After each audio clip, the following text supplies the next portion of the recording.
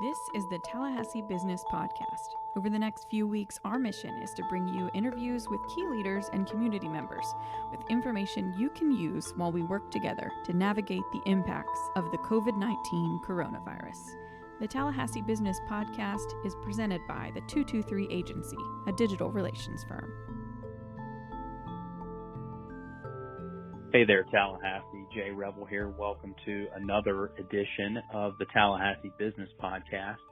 We are delighted to have you listening with us once again, even in these strange and unfortunate times. As we have continued to bring the show to you on a weekly basis during the COVID-19 crisis, and we continue to drive a great deal of information to all our members in the broader Tallahassee community about ways that your business and your life can get put back on track after we get through this very trying and difficult time.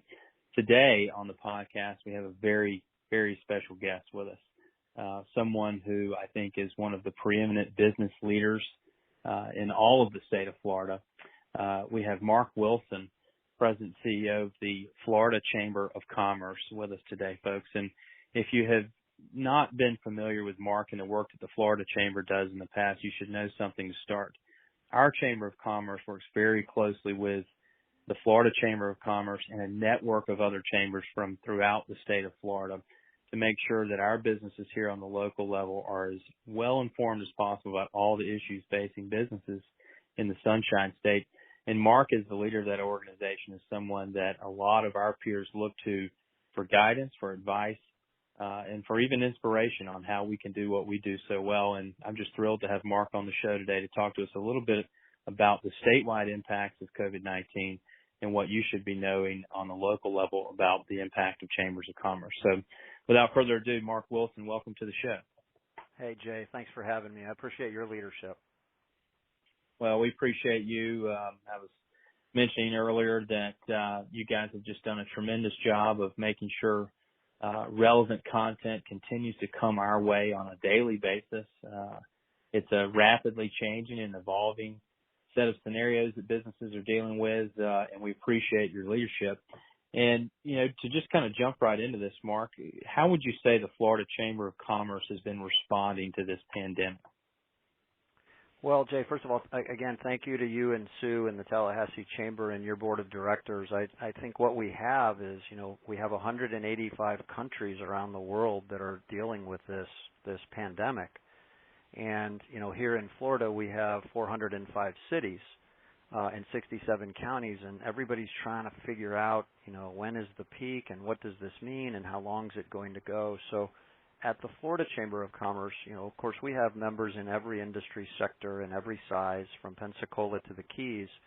And our fundamental purpose right now, Jay, is we're trying to unite the business community throughout Florida to make sure that a common set of facts and data are used in terms of what do we know about the virus, how long is it going to be around, what are the best ways to contain it, so that eventually, our focus is all about how do we generate more business activity in Florida, how do we create more jobs, how do we get the economy growing.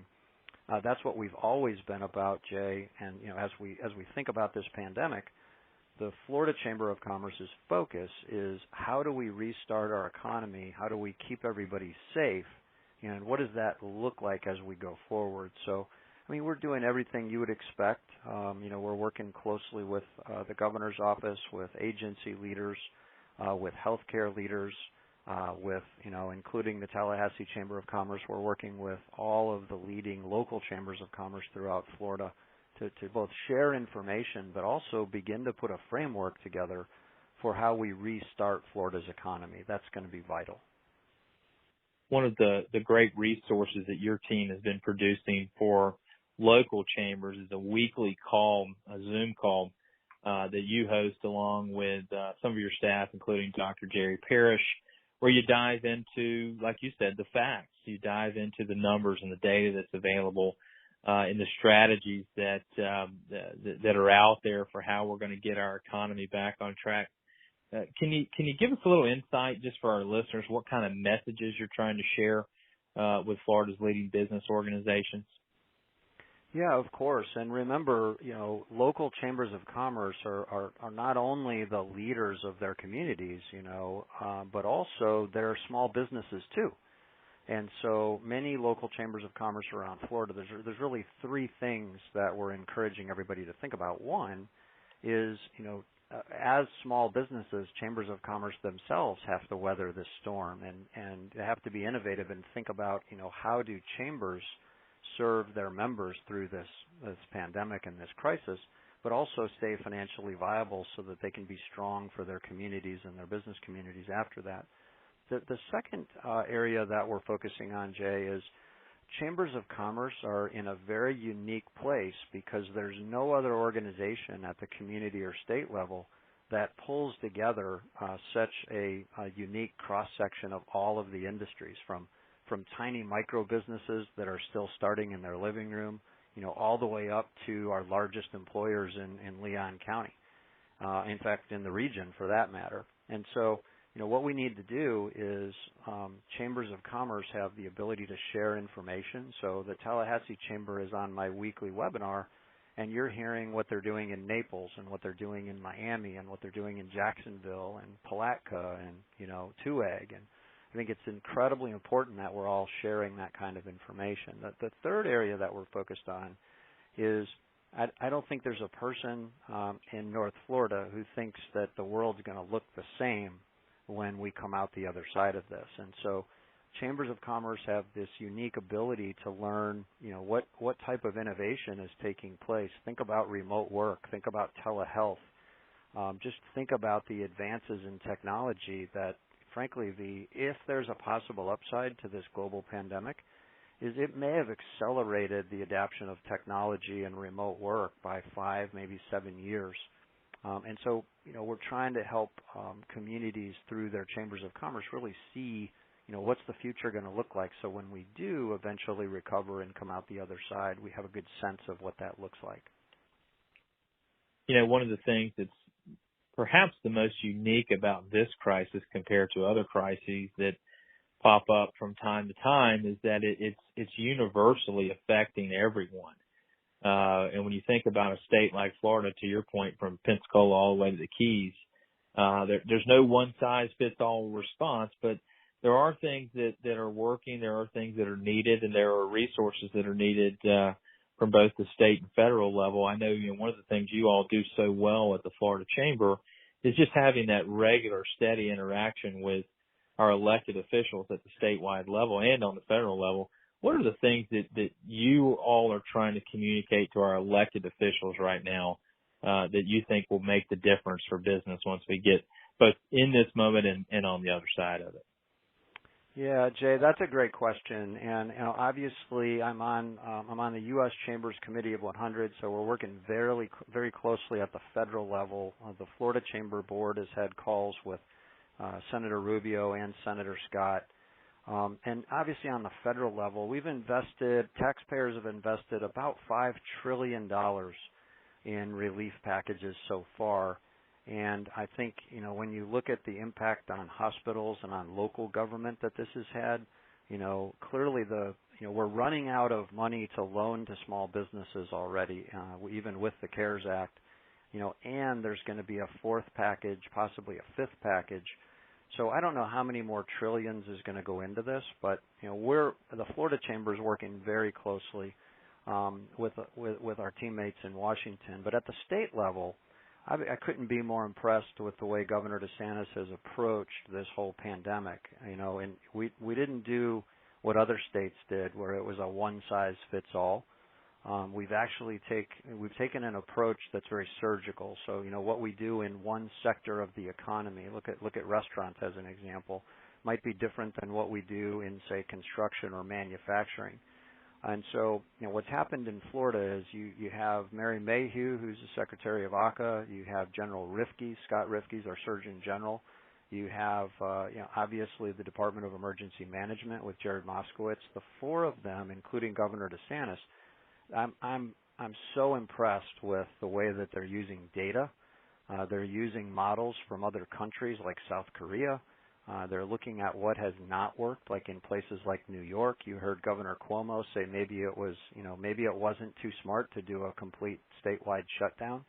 And so Florida's been learning from other countries and states, but we've also been incredibly nimble. I'm so impressed at how quickly we're making changes.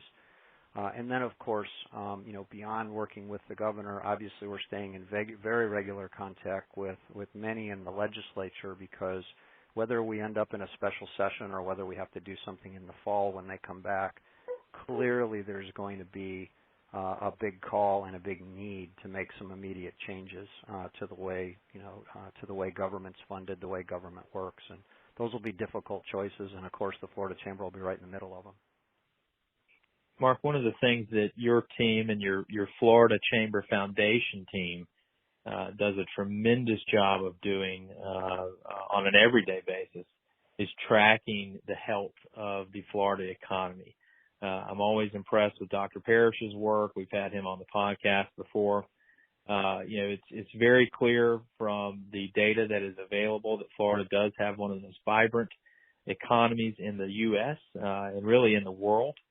And I think one of the things that you all have been great champions for is the continued diversification of that economy. Obviously, to your point earlier, things are going to be a little different on the other side of this. There's big impacts to hospitality industry and travel, but what do you think the future of the Florida economy looks like as it evolves on the other side of COVID-19? Yeah, so Jay, that's the $64,000 question. And, if you think about how quickly things change, right? So if we would have been on this podcast 60 days ago, and you would have said, Mark, tell us what the Florida Chamber sees for the future of Florida in, say, the year 2030. What I would say is, we are the 17th largest economy in the world. We got a $1.1 trillion economy, and Florida's economy grew by more than the entire economy of Mississippi in the last 18 months. And also, we talk about diversification of our economy. Florida is the 20th most diverse economy in the United States. And 60 days ago, we were creating 1 out of every 10 new U.S. jobs. Now look at where we are right now. It's going to be a while before the final numbers come in, but clearly, Florida's diversification in our economy is going to help us, as we go forward. But Jay, some of the projections we've seen from some of the national economists that have looked at some of the global trends, we could see the deepness of this recession. When the second quarter's over, this could be 3 to 4 times as deep as even the 2008 recession.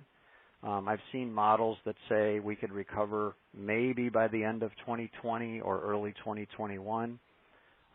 Jay, let's keep in mind that, before we can recover our economy, we first have to get the virus in check. And what we've looked at, if you look at Hong Kong, if you look at Singapore, if you look at countries and territories that are, say, 4 to 8 weeks ahead of Florida on the other side of COVID, they've started to reopen their economies. And in some cases, like Singapore and Hong Kong, they've actually had to start closing them down again. They've had to reclose schools. They've had to reclose office buildings. They've had to restrict travel because the spread started again. And so ultimately, down the road, there will be a vaccine for this. We have the best healthcare professionals on the planet in the United States, and there's a lot of research going on right now.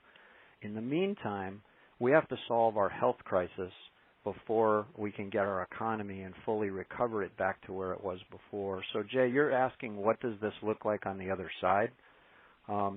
First of all, the other side is probably going to be a slow and very methodical, sort of very nimble approach to where we go.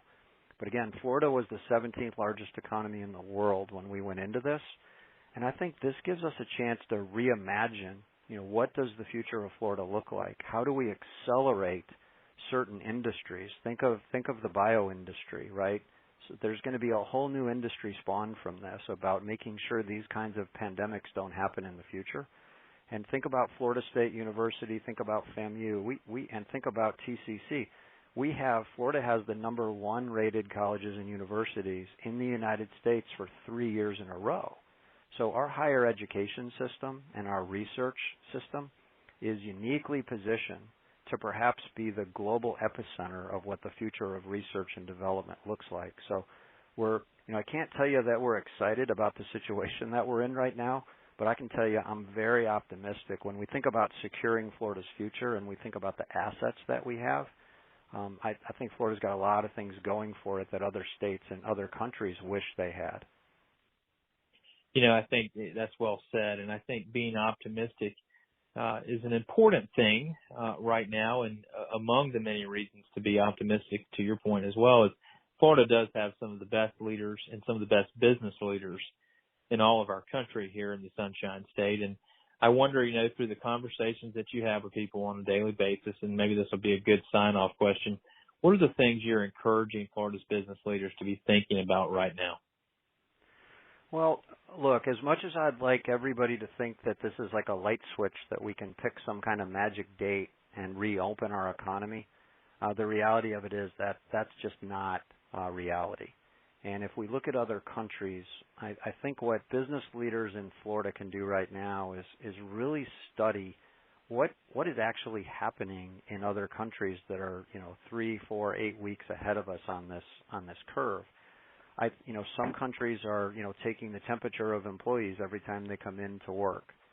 Some countries are exponentially ramping up their testing and then do immediate quarantines. We've even looked at what kind of jobs can be done in Florida, where you can be social distancing at the same time. And when you look at counties in Florida, if you look at Dade, Broward, Palm Beach, the outbreak there, the spread there, they still have, in some cases 17, 18% positive tests. I think Leon County right now is at about 6. And so the first thing we have to do is stop the spread. And what I would encourage every business leader to be thinking about is, what does that look like when your employees are coming back into the office place? We're never going to be like we were before. We have to put the safety and the health of our employees above everything else. And then as we start opening back up, Jay, one of the things we've got to be thinking about is this has disrupted the global supply chain. So you may think that you're going to go back to business like you did before, even rockets and rocket launches. Some of the third-tier, fourth-tier suppliers have gone out of business. Whether that's permanent or temporary, we don't know. So it could take 12 to 18 months for supply chains to come back on. So businesses should be thinking about what does the next 2 months to 2 years look like? Where would you get supplies from? How much work can be done remotely? The businesses that are the most nimble, the businesses that can figure out how to operate in an ever-changing environment, they're going to be doing great. If there's a business listening to this podcast who thinks that there's a magic date where you can just go back into the office, turn the power on, turn the light switch on, fire up the computer, and you're going to be fine, those businesses are probably going to be out of business by the end of the year or middle of 2021 would be my guess, and we don't want that for anybody. So, Jay, I appreciate the leadership that you and Sue and the Tallahassee Chamber are providing. Look forward to continuing to work with you as we try to secure all of Florida's future, and especially right here in the Capital Region. Well, thank you, Mark. We sure appreciate you and your time here today, as well as the leadership that you and your team continue to show through this. It's been very valuable for us, very meaningful for very many businesses across the state of Florida. And folks, if you want to learn more about everything that is going on at the Florida Chamber of Commerce and all of the resources that are available there for Florida businesses, I encourage you to visit flchamber.com so you can get the full understanding of everything that's happening in the Florida economy on a day-to-day basis right now and understand what our Florida Chamber of Commerce and the collection of chambers throughout the state are doing to benefit businesses in the long term for Florida. Mark, thanks again for your time. Can't say how much we appreciate you. Thanks for your leadership, Jack.